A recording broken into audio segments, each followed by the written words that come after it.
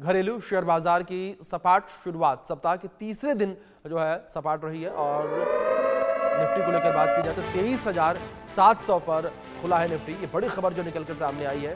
घरेलू शेयर बाजार को लेकर बात की जाए सप्ताह के तीसरे दिन सकारात्मक रुख के साथ बाजार खुला है। निफ्टी 23,700 पर खुला और घरेलू शेयर बाजार की सपाट शुरुआत हुई है और सप्ताह के तीसरे दिन सकारात्मक रुख के साथ बाजार खुला है। घरेलू शेयर बाजार की सपाट शुरुआत हुई है।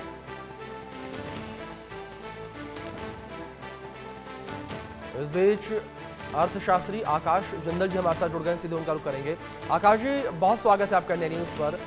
सर, सबसे पहले मैं आपसे शेयर मार्केट को लेकर यही बात करना चाहूंगा, जिस तरीके से दिन की शुरुआत हुई है, कितना बेहतर आप इस दिन की शुरुआत को मानते हैं?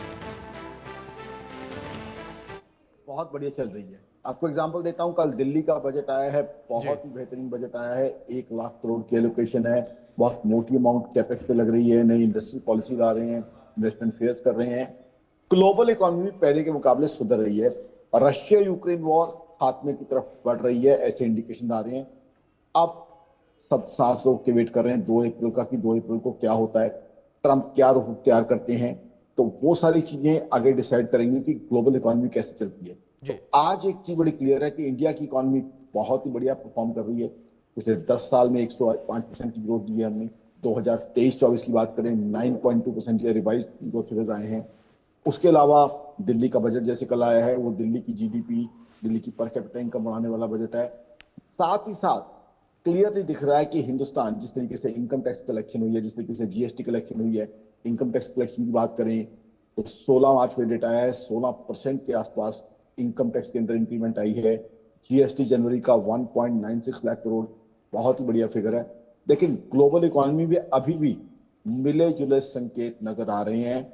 अब टैरिफ पॉलिसी ट्रंप साहब की क्या नया रुख अपनाती है, ये एक बहुत बड़ा क्वेश्चन मार्क है, क्योंकि ऑलरेडी जो उनके द्वारा टैरिफ लगाए गए हैं या जो टैरिफ वॉर है वो ग्लोबल इकोनॉमी के लिए नेगेटिव पड़ रही है।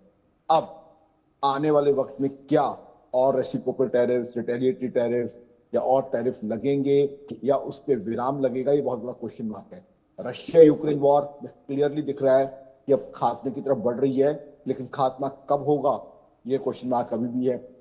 तो कहीं ना कहीं ग्लोबल इकोनॉमी पे कई प्रश्न चिन्ह हैं।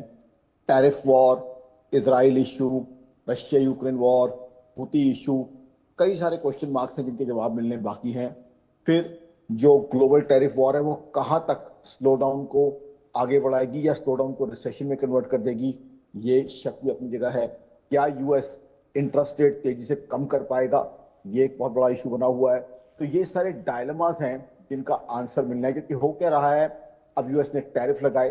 टैरिफ लगाने से क्या हो रहा है, जो सामान यूएस के नागरिकों को चाहिए था, जो उनके लिए जरूरी था, जो इंपोर्ट किया जा रहा था, वो सामान महंगा हो रहा है। कई तो ऐसी चीजें जो एसेंशियल थी वो महंगी हो रही हैं।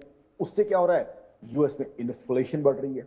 अब इन्फ्लेशन एक ऐसी प्रॉब्लम है जिसको यूएस पिछले 3 साल से एड़ी चोटी का जोर लगा रहा था टैकल करने के लिए, लेकिन फिर भी कम नहीं हो पा रही थी तरीके से। तो अब वो इन्फ्लेशन दोबारा बढ़ेगी तो फिर यूएस में ग्रोथ के कंसर्न आएंगे, क्योंकि यूएस, दर्शकों को बता दूं, आज हम हिंदुस्तान में बैठ के जरूर ये मानते हैं कि यूएस दुनिया की सबसे पावरफुल इकोनॉमी है, बट वो पावरफुल इकोनॉमी के भी हालात अच्छे नहीं है। रशिया यूक्रेन वॉर स्टार्ट होने के बाद 2 क्वार्टर्स तक उनकी जीडीपी ग्रोथ नेगेटिव रही है। 2023 में डेट सीलिंग उन्हें सस्पेंड करनी पड़ी थी अपनी, ताकि और कर्जा ले सकें अपना कामकाज चलाने के लिए। तो यूएस जो दुनिया की सबसे बड़ी इकोनॉमी है, जिसकी तरफ से टैरिफ की शुरुआत हो रही है, फिर आगे चल के रेसिप्रोकल रिटेलिएटरी टैरिफ लग रहे हैं, वो खुद अच्छे हालात में नहीं है। तो इसलिए अब ये देखना होगा कि वहां का थिंक टैंक अल्टीमेटली क्या डिसाइड करता है। क्या ये टैरिफ वॉर को आगे ऐसे ही बढ़ाया जाए या इस पे विराम लगता है या कुछ रिवर्सल भी होता है, क्योंकि बीच में आजकल ये भी आ रही है कि शायद इस पे विराम लग जाए, कुछ रिवर्सल की बातें भी आ रही हैं। तो ये बहुत बड़ा क्वेश्चन मार्क है। साथ ही साथ डी डॉलराइजेशन अपनी जगह हो ही रहा है। डी डॉलराइजेशन दर्शकों को समझा दूं, उसका मतलब है डॉलर का जो एक वर्चस्व था ग्लोबल इकोनॉमी में वो कम हो रहा है। दूसरी करेंसीज को इंपॉर्टेंस मिल रही है। डिजिटल करेंसीज ऑफ कोर्स अपनी जगह जो है अपना शेप लेंगी, उनको भी इंपॉर्टेंस बढ़ेगी, क्योंकि डिजिटल करेंसी से ट्रेड होगा तो शायद एक ग्लोबल। बिल्कुल आकाश जी, अगर भारत की अर्थव्यवस्था को लेकर बात की जाए, लगातार भारत की अर्थव्यवस्था बेहतर करती नजर आ रही है। अब देखना यह होगा कि किस तरीके से आने वाले दिनों में शेयर बाजार जो है उसमें उछाल देखने को मिलता है।